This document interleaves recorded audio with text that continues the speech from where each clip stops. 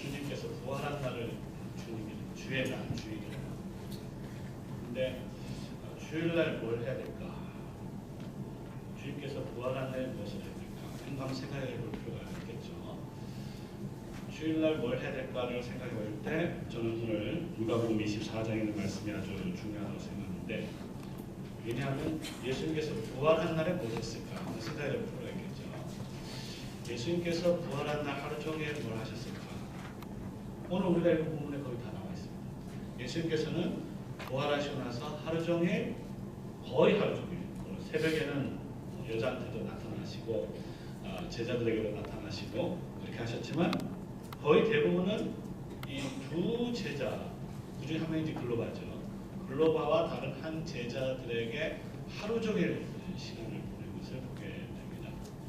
결국 예수님께서 부활한 날에 한 것은 뭐냐면은 제자들에게 자신이 부활했다는 것을 증거한 것이었어요. 그러니까 부활한 날 우리 성도들이 해야 될 가장 중요한 일은 예수님의 부활을 증거하는, 특별히 예배 속에서 증거하는 것이고 우리의 삶 속에서 증거하는 것이라고 볼 수 있습니다. 문제는 이 예수님의 부활을 이렇게 믿게 하기가, 예수님의 부활을 다른 사람을 하여금 체험하기가 굉장히 어렵다는 것입니다. 왜냐하면 예수님께서 여러 번 제자들에게 나타났음에도 불구하고 제자들은 사실 믿지 않았어요.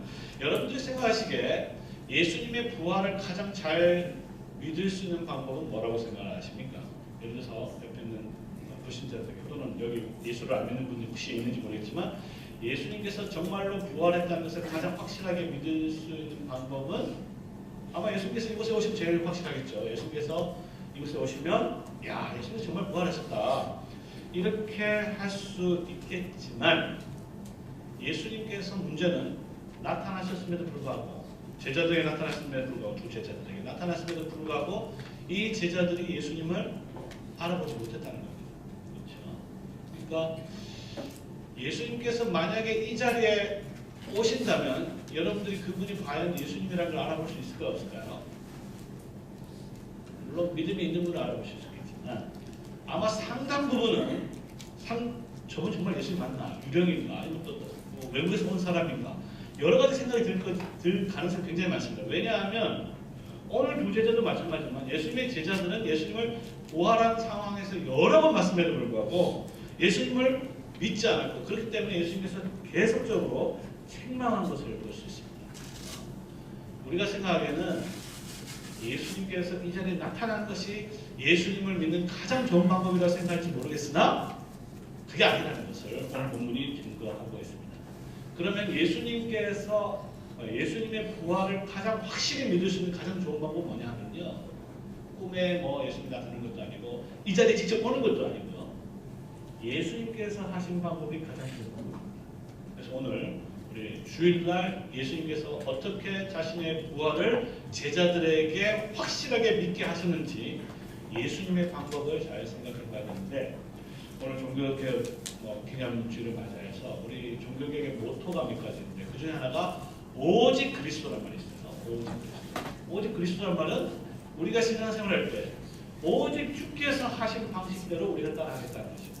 왜냐하면 세상에 있는 많은 사람들은 이게 좋은 방법이다, 아니면 이게 좋은 방법이다.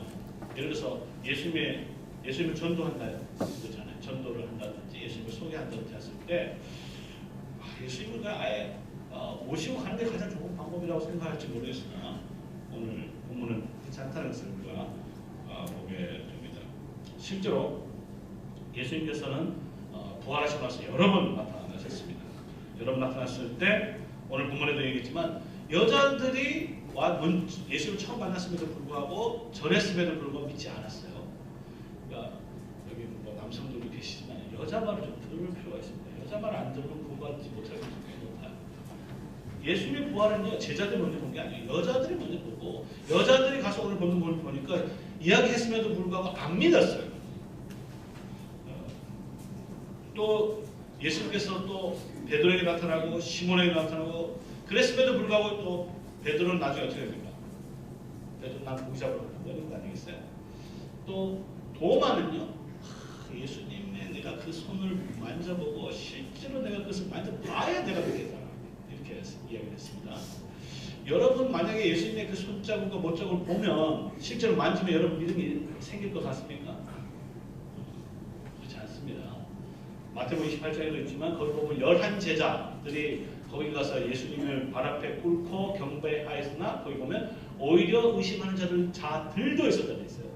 11명의 사도들, 예수님과 3년 동안 따라다녔음에도 불구하고 예수님을 봤음에도 불구하고 여전히 부활한 예수님을 믿지 않은 것을 보게 됩니다. 그렇기 때문에 마가복음 16장 14절에도 믿음 없는 것과 마음이 완악한 것을 책망하셨고, 오늘 본문에 보니까 두 제자들에게, 그 두 제자들은 3년 동안 예수님 따라다녔던 사람이에요. 같이 했던 사람들인데 그들에게 미련하고 더디 믿는 자들이라고 책망하십니다. 예수님의 부활을 믿지 않는 중요한 이유 중에 하나는 미련합니다. 이 구원에 관한 지혜는요, 지혜가 있어야 믿는 것이지 그냥 믿는 게 아닙니다.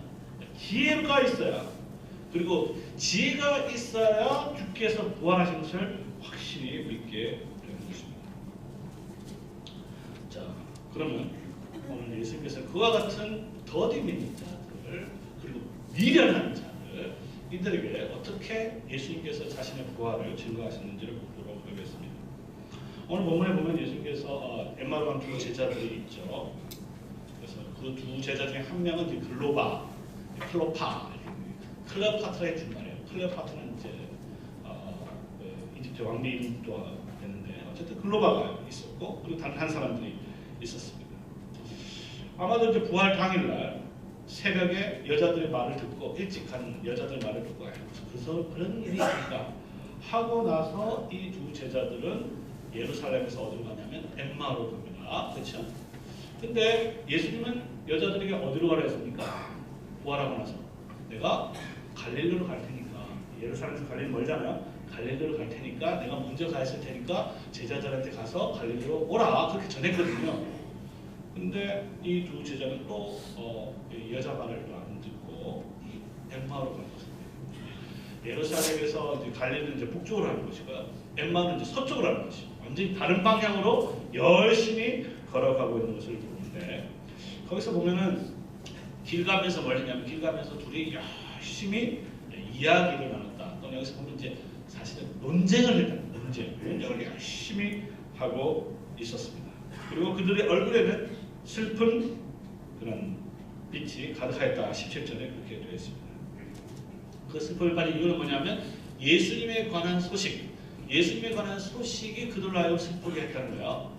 이해가 되지 않죠? 왜냐하면 예수님께서 부활하시다라는 여자들의 소식을 들었음에도 불구하고 그것이 그들에게는 슬픔과 근심이 됐다는 거예요.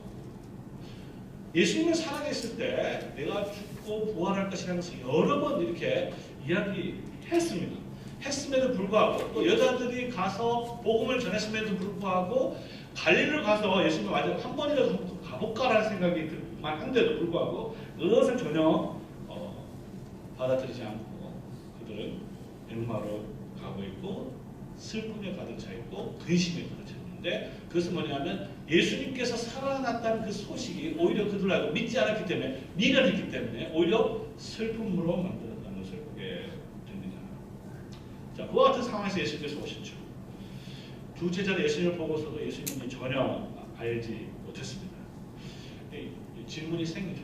어떻게 예수님을 3년 동안 그렇게 조교를 따랐는데 불과 3일 만에 그 얼굴을 잊어버릴 수 있느냐, 그런 질문이 생기지 않겠어요?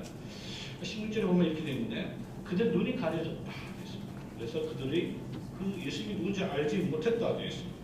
마가복음은 조금 달리 설명하고 있는데, 저희 중에 두 사람이 걸어서 시골로 갈 때 예수님께서 다른 모양으로 나타나셨음에 이렇게 되어 있습니다. 그래서 두 가지를 종합하면 예수님께서 나타나셨을 때 뭔가 모르게 다른 모양으로 나타나셨고, 그리고 더 나아가서 그들의 눈이 가려졌기 때문에 예수님을 알아보지 못했어요. 여러분, 교회 아무리 다니고요, 설교 아무리 열심히 들어도요, 미련하고 눈이 가려지면 예수님 못 알아요. 이게 이 본문에서 아주 중요한 가르침입니다.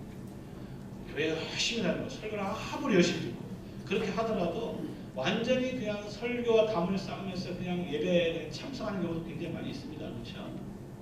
여러분들의 눈이 열려야 되고 여러분들의 귀가 열리지 않으면 아무리 이 교회 뭐 수십 년 다니다 하더라도 믿음이 안 생겨요. 믿음과 전혀 상관없이 교회에 출석하면서 살아갈 수가 있다는 것을 오늘 본문이 확실하게 증명하고 있습니다.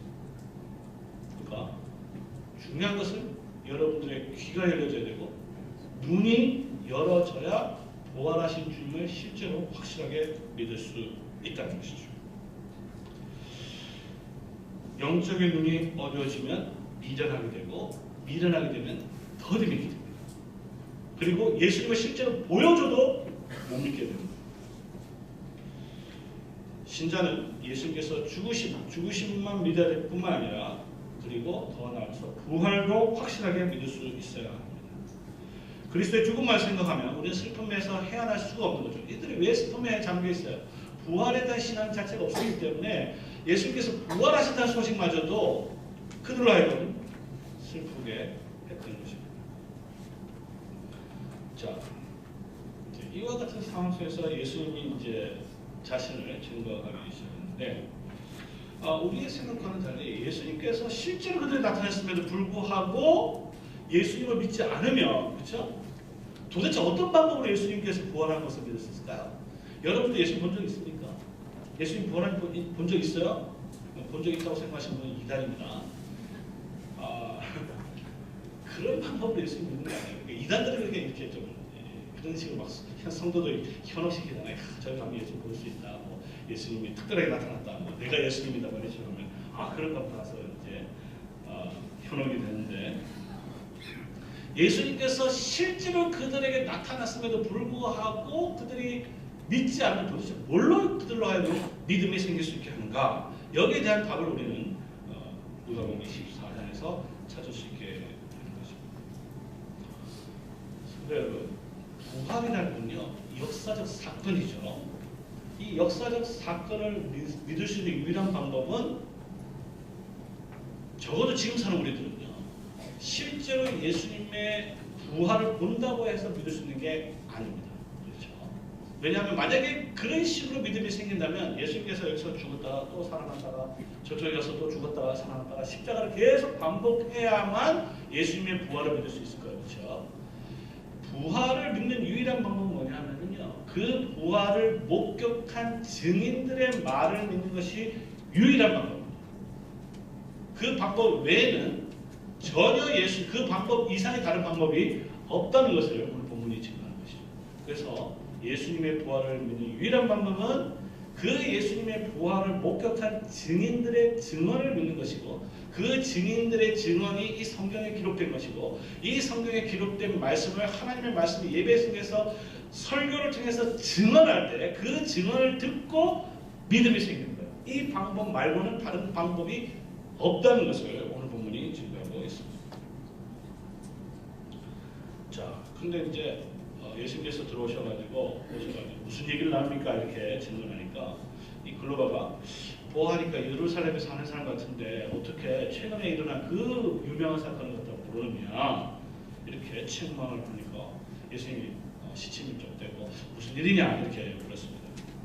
거기서 이제 나사렛 예수에 관한 이야기인데 그 나사렛 예수가 이러이러한 것을 이제 설명하는데 거기에 아주 중요한 생각을 알 수 있습니다. 그 두 제자들이 예수님을 어떻게 생각했냐면요. 거기 보면은 하나님과 모든 백성 앞에서 말과 일에 능한 선지자였다.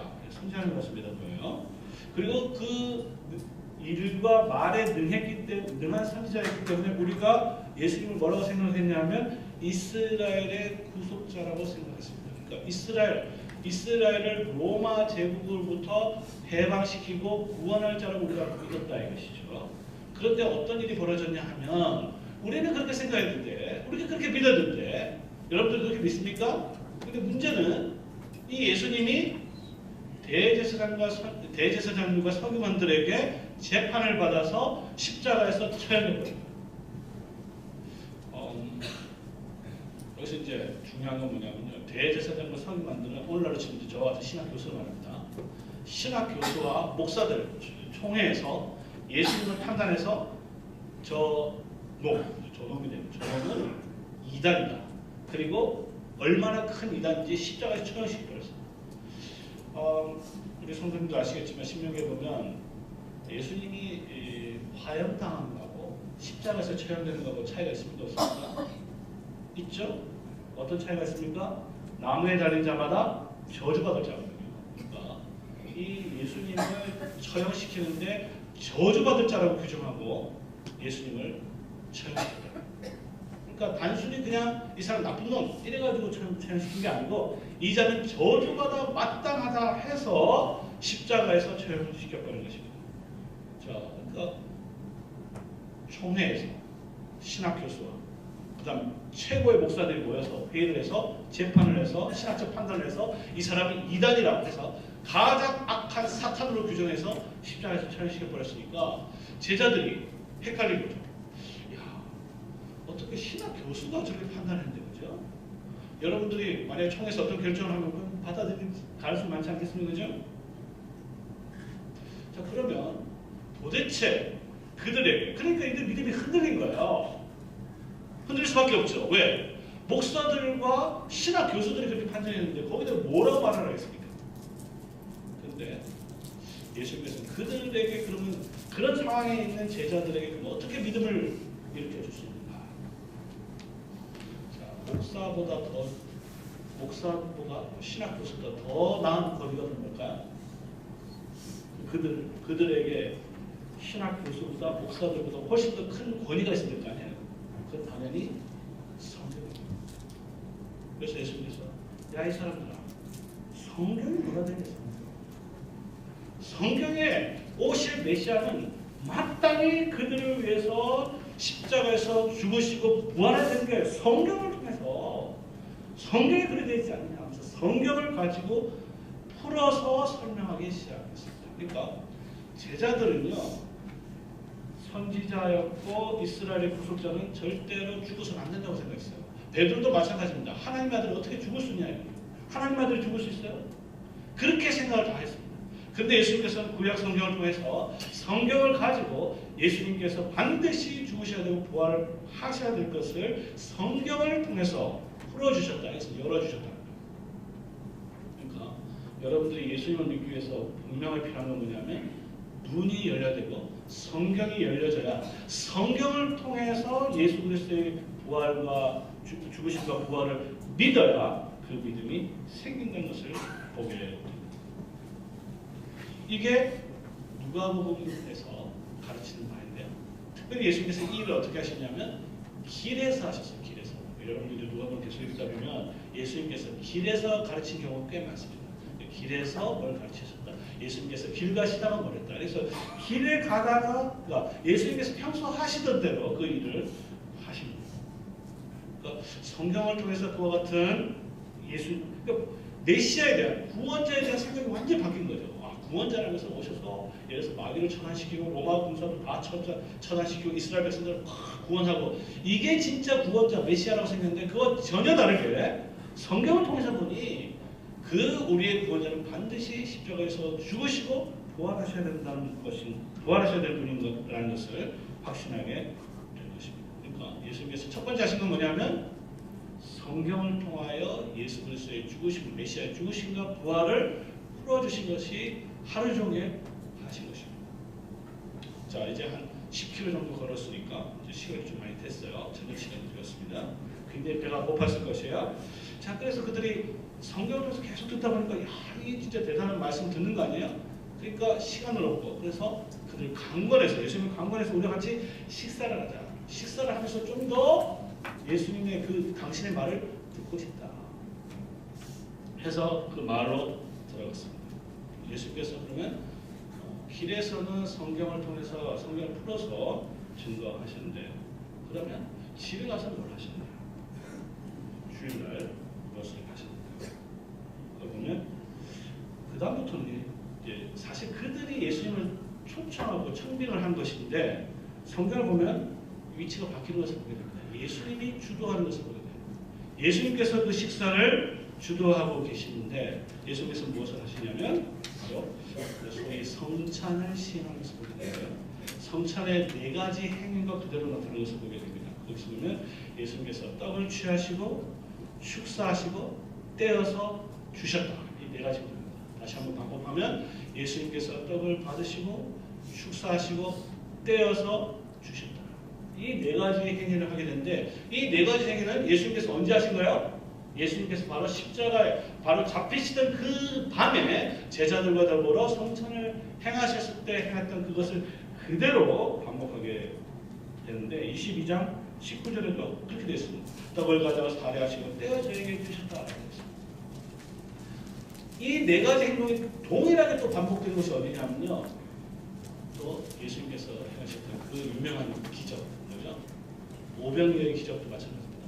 오병이어의 기적할 때 그냥 나눠준 게 아니에요. 예수님께서 떡을 가져 살해하시고 떼어서 저에게 주셨다라는 것을 오병이어 사건 속에서도 메시아의 사역이 무엇인지를 그 오병이어 기적을 통해서 확실하게 보여주셨고, 그리고 잡히시던 그날에 그대로 하셨고, 그리고 부활한 날 주일날 바로 그와 같은 동일한 일을 하신 것을 보게 됩니다. 이 성찬은 떡을 취하는 것에서 시작합니다. 떡을 취하셨다는 것은 하늘로부터 온 선물을 받았다는 것을 의미하고, 이 떡이 하늘로부터 내려왔다는 것을 말하고, 이 떡을 받은 것에 대해서 그 다음에 해야 될 것이 바로 축사, 즉 감사라고 할 수 있습니다. 그래서 성찬은 가장 큰 감사의 행위입니다. 그 다음에 해야 할 것은 떡을 떼는 것인데, 이것을 분병이라고 합니다. 분병. 성찬의 순서에서 가장 중요한 것이 바로 떡을 떼는 것입니다. 왜냐하면 이 떼는 거야말로 그리스도의 죽음이 어떤 죽음이었는 것을 가장 확실하게 보여주는 것인데, 왜냐하면 이 떡이라는 것이 예수님 몸이잖아요. 이 몸이 십자가에서 어떻게 됐는지 아시죠? 예수님은 철저하게 십자가에서 찢어져서 돌아가셨습니다. 머리는 어떻게 되셨어요? 가시관을 박혔죠. 뺨은 어떻게 됐어요? 궁병들이 얻어 터졌습니다. 등짝은 어떻게 됐어요? 그 갈고리가 있는 채찍을 와서 갈갈이 뜯겨져 나갔습니다. 그렇죠? 옆구리는 어떻게 됐어요? 창에 찔렸죠. 손과 발은 어떻게 됐어요? 못에 박혔습니다. 왜 예수님께서 이렇게 돌아가셨어야 돼요? 왜 예수님의 몸이 그렇게 처참하게 찢어져서 돌아가셔야 됐냐? 그것은 예수님의 그 죽음이 바로 모든 인간과 여러분들의 죄를 대속한 희생 제물이라는 것을 확실히 보여주는 것이고, 더 나아가서 그것이 하필 왜 또 빵이냐 떡이냐, 그래서 그 죽음이 바로 우리에게 영원한 영생의 양식이 된다는 것을 보여주기 때문입니다. 그래서 이 성찬 순서 중에서 가장 중요한 행위는 바로 떡을 떼는 것입니다. 예수님께서 집에서 한 주일날 하신 가장 중요한 행위 중에 하나가 바로 떡을 떼어서 자신의 죽음이 어떤 죽음이라는 것을 증거하신 것입니다. 부활하는 날 내가 바로 이제는 부활했으니 내 몸이 너희를 위한 영원한 생명의 양식이 된다는 것을 성찬을 통해서 확실히 보여주신 것입니다. 그래서 예수님께서 이렇게 말씀하셨죠. 나를 믿는 자는 죽어도 살겠고 살아서 믿는 자는 영원히 죽지 아니할 것이다. 우리는 이 말씀을 성찬을 통해서 가장 분명하게 체험할 수 있게 되는 것입니다. 자, 예수님께서 떡을 떼어서 주실 때 어떤 일이 벌어졌냐? 그들의 눈이 열렸어요. 그래서 예수님이 누군지 그때 알아봤습니다. 그렇죠? 그때 제자들 심령이 어땠을까요? 말할 수 없게 기뻤겠죠. 근데 이 제자들이 예수님이 누군지를 딱 알아보는 순간, 기뻐하는 순간, 예수님과 한번 안아보고 싶고 막 이렇게 되는 순간에 예수님 사라져버렸어요. 이유가 뭘까요? 예수님을 정말로 그죠? 실제로 알아보면 얼마나 좋겠어요. 예수님께 여러분 옆에 있는 게 얼마나 좋겠습니까? 그렇죠? 근데 사실 그렇지 않아요. 예수님이 여기 계신 것보다 하늘에 계신 것이 훨씬 우리에게 유익이 되기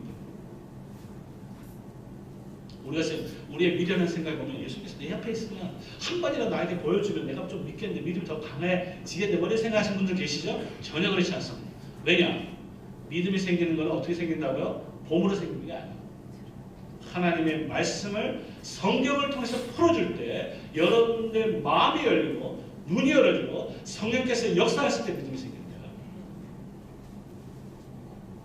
자, 그러면 이제 주님께서 부활하신 날, 오늘 주일날 예수님께서 우리에게 무엇을 해야 되는지를 가장 분명하게 보여주죠. 오늘 교회들이 종교개혁 기념을 맞이해서 말씀드리고 싶은 것은, 종교개혁이라고 해서 항상 말씀으로 돌아가는 것입니다. 또 성경으로 돌아가는 것입니다. 성경을 통해서 우리는 확실하게 배우는 거죠. 주일날 뭐 해야 됩니까? 주일날 예수님처럼 하면 됩니다. 그렇죠? 예수님께서 주일날 어떻게 살아야 되는지를 분명히 보여주시는데 하나는 성경을 풀어서 예수님이 누군가를 설명하는 것이고 그 다음에 성찬을 통해서 예수님께서 어떤 분인지를 보여주는 거예요. 예수님께서 바로 이 일을 하셨습니다. 자, 부활을 확신한 그 두 제자는 다시 예루살렘으로 돌아갔습니다. 그렇죠? 그리고 나서 예수님의 부활을 증거하기 시작했어요. 거기에 11 사도들이 있었다고 했어요. 그래서 그들에게 부활을 어떻게 증거했냐고 했을 때 길에서 된 일과 떡 떼심으로 라는 말이 있습니다. 길에서 하신 것과 떡을 떼심으로 예수님이 자기들에게 나타나신 것을 증언했다. 이렇게 결론을 내고 있습니다. 여러분도 이제 누가복음 읽을 때요. 가장 중요한 구절이 맨 마지막 구절입니다. 그래서 엠마오 사건에 있어서 가장 중요한 일은 맨 마지막 구절이에요. 그건 뭐냐면 예수님께서 어떻게 그들에게 나타나시냐. 길에서 된 일과 떡 대심으로 그들에게 나타나신 것을 증거하셨다는 것입니다. 엠마오의 사건은 그리스도의 교회가 앞으로 그리스도의 죽음과 부활을 어떻게 증거해야 할지를 잘 보여주고 있습니다. 그 방법은 우리의 미련한 생각이 아니고 예수님께서 보여준 가장 지혜로운 방식입니다.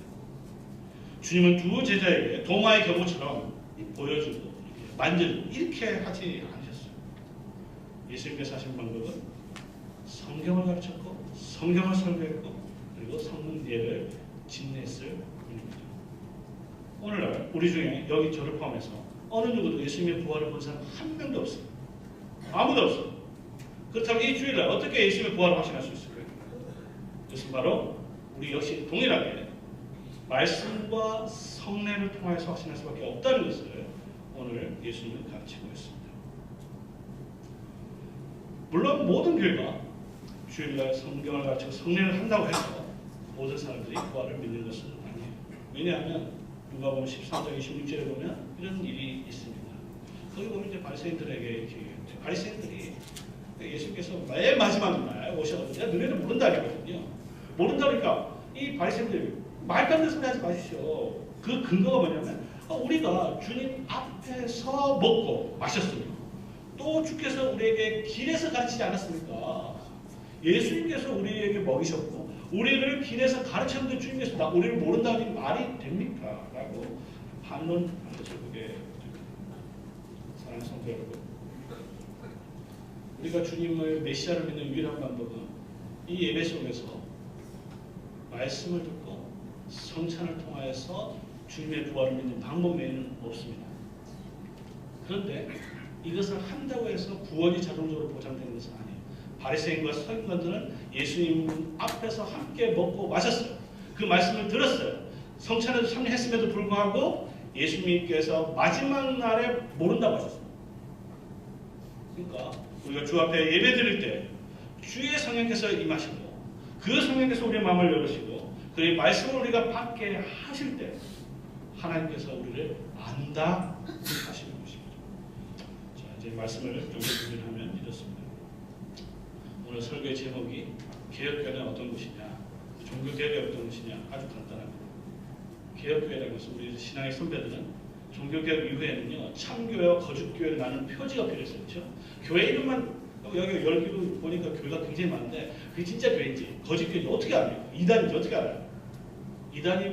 이단인지 참교회인지 아는 방법은요 딱 두 가지입니다. 참된 교회 표지라고 하는데 하나는 순수한 말씀의 선포입니다. 성경을 가지고 성경대로 설교하는 것이 참교회가 것이고 그리고 그 성경에 따라서 신실하게 성례, 성례라는 것은 세례와 성찬이죠. 세례와 성찬이 시행되는 것이 참교회입니다. 오늘 종교개혁 기념일 맞이해서요. 오늘날 500년이 지났는데 500년이 지나면서 교회는 항상 타락할 수 있어요. 참된 교회에서 초대교회에서 멀어질 수 있는데 오늘날 특별히 우리 이 성례에 대한 무관심이 오늘 너무너무 보편화된 것 같습니다. 주님께서 이와 같이 이런 식으로 전도하라고 했는데 우리는 우리 방식대로 우리 생각대로 이렇게 하는 것 같습니다.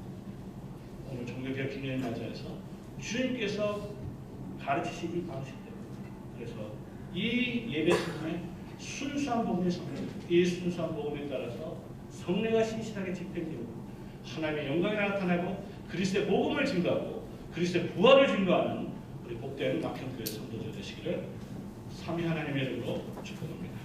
기도하겠습니다.